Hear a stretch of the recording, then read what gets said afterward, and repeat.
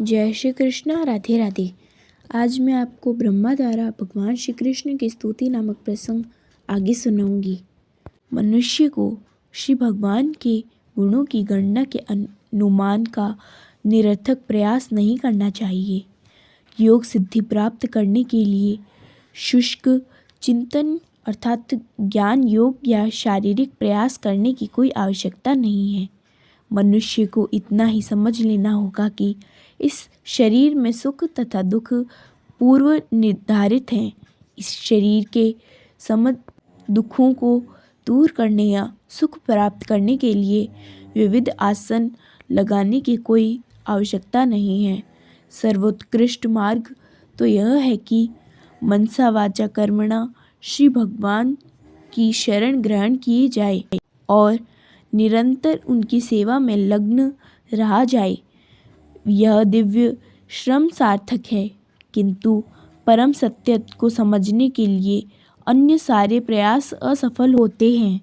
अतः कोई भी बुद्धिमान व्यक्ति चिंतन या योग शक्ति द्वारा उस परम पुरुष को समझने का प्रयास नहीं करता, अपितु वह भक्ति में लगकर श्री भगवान पर ही आश्रित रहता है। वह जानता है कि इस शरीर के साथ जो कुछ भी होता है वह उसके पूर्व कर्मों का फल है। यदि कोई इस प्रकार का सरल भक्ति में जीवन व्यतीत करता है तो वह स्वतः श्री भगवान के दिव्य धाम का उत्तराधिकारी बन जाता है। वास्तव में प्रत्येक जीव परमेश्वर तथा का भिन्नांश और श्री भगवान का पुत्र है।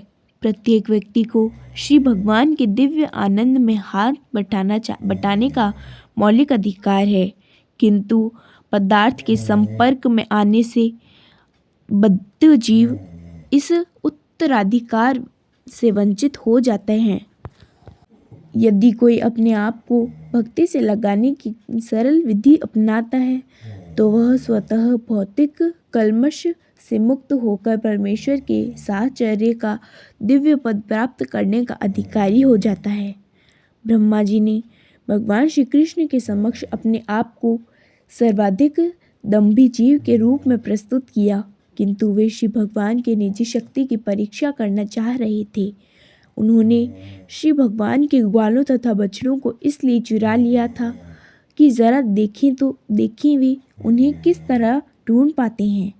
अपनी चाल के बाद ब्रह्मा ने यह स्वीकार किया कि उनका यह प्रयास अत्यंत दृष्ट था, क्योंकि वे आदि शक्ति के समक्ष अपनी शक्ति की परीक्षा लेने का प्रयत्न कर रहे थे। आगे का प्रसंग मैं आपको अगले भाग में सुनाऊंगी। जय श्री कृष्णा। राधे राधे।